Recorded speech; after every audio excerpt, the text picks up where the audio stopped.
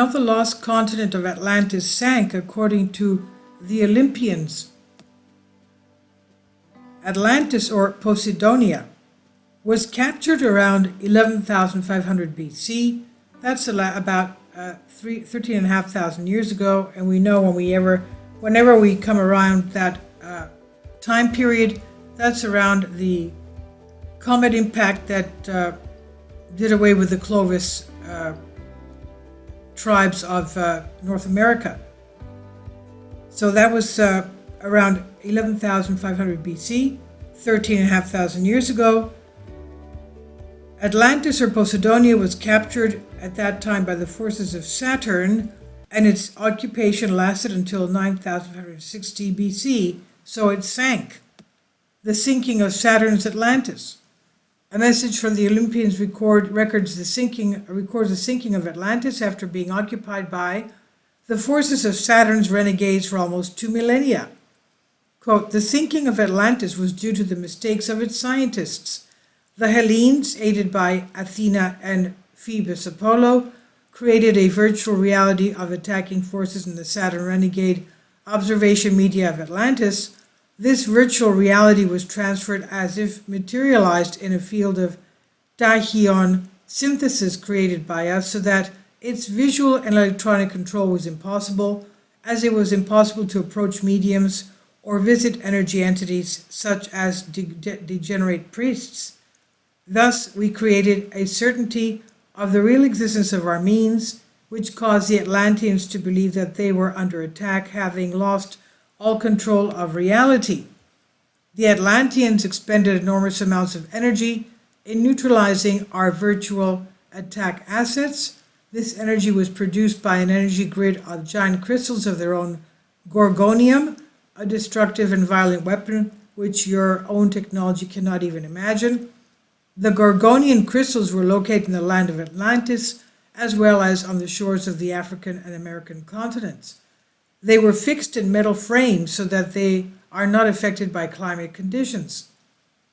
The central crystal is the largest of all and was unreachable by any enemy weapon of destruction.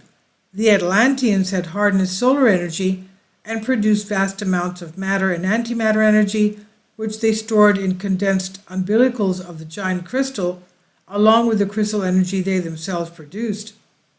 In addition to war purposes, they used it to diversify the living conditions of the planet. They caused catastrophic earthquakes, floods, and extreme weather conditions. For peaceful purposes, it was used in television and telephonic communication, and in the communication of sea, air, and land vessels, in lighthouses, as well as to control the movements of fish, birds, and animals. They were able, from the energy center of the crystals, handlers of the Atlantean Gorgonium crystals were the high priests, who activated it with thought, with mental frequencies attuned to the frequency of the crystals, which was impossible for the uninitiated. The bases of the Gorgonian crystals were hollow, crystalline in structure, and contained chemicals, antimatter, plasma, and protomatter, in which the priests sought to cause reactions and changes in their mass, thus creating a release of accumulated energy. And when they achieved the absolute coordination of their spiritual frequencies with those of the crystals, they created a mental energy grid that enabled them to become invisible, to metamorphose, to move instantaneously through time and space, to mass infuse wisdom and experience into their troops and implement their thinking. Because they had overcome old age, the entire population was fighting. All the emitted energy of Saturn's Atlanteans' defensive weapons was used to intercept the attacking virtual forces. Because it was not detonated in neutralizing the targets, it escaped and crashed violently into the electromagnetic web surrounding Earth, Gaia. This web has been technologically enhanced with ionospheric beams to control the entry and exit of celestial forces in your planet's atmosphere.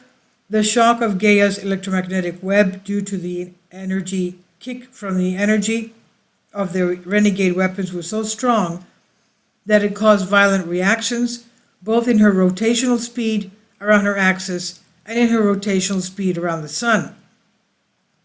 The static balance of Gaia was disturbed, causing it to undergo a high-intensity pulsation, which caused not only a slip in its orbit but also an acceleration of the rotation speed around the axis. Due to the inertia, the phenomenon of movement of the water bodies of the surface, oceans, seas, lakes, and rivers occurred, resulting in a creation of destructive waves exceeding 2,000 meters in height, that's over 6,000 feet in height, in the seas and oceans. The winds that were created exceeded 1,000 kilometers per hour. Gaia's magnetic and geographic poles shifted. The acceleration of the rotation around its axis, as well as the increase in the speed of orbit around the Sun, had the effect of shortening the length of the day and the calendar year. The phenomena of Gaia's slip in its orbit lasted about 48 hours, and the phenomenon of pulsation in a degenerate sequence lasted about 40 days. The stilling of the water masses took place in 1 Earth year, and the absolute smoothing of Gaia's motions around her axis and the Sun took place in a century, according to our terminology. In addition to these effects, the sliding and rotational acceleration caused enormous vibrations and frictions in the tectonic plates, as you call them. The result of these frictions was the accumulation of enormous amounts of energy in the faults and plates, which caused devastating earthquakes, landslide, and Gaia's acceleration of speed, shock, friction waves, winds caused the movements of the plates, which was accompanied by a simultaneous release of igneous magma. All these phenomena contributed to the fragmentation and sinking of Atlantis, a phenomenon that the planet Gaia has known many times. All the destructive phenomena took the maximum price due to both the uncontrolled operation of the mermaid and the forces it released. The earthquake, I guess mermaid here means the earth crust. The earthquake stopped with the final sinking of Atlantis. The image of universal destruction was completed by the creation of dense clouds of smoke, water vapor, and the release of poisonous gases, which destroyed every kind of life in this area for many years. The use of weapons with condensed sound and energy beams of terrible intensity by the Greeks also contributed to the total destruction of Atlantis. These weapons worked by capturing the noise made by the celestial bodies with their movements and instantly detonating it. This sonic weapon, in addition to the material destruction it caused, created problems of instability and panic and neutralized the Atlanteans' ability to become invisible. The movement of the heavenly bodies produces a continuous and intense noise which does not reach the ears of men. This cosmic stillness and silence is achieved by trapping these noises in cosmic loops where they degenerate.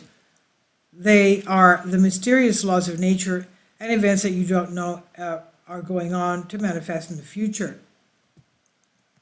The destruction of Atlantis was universal. Only the tops of the mountains were saved.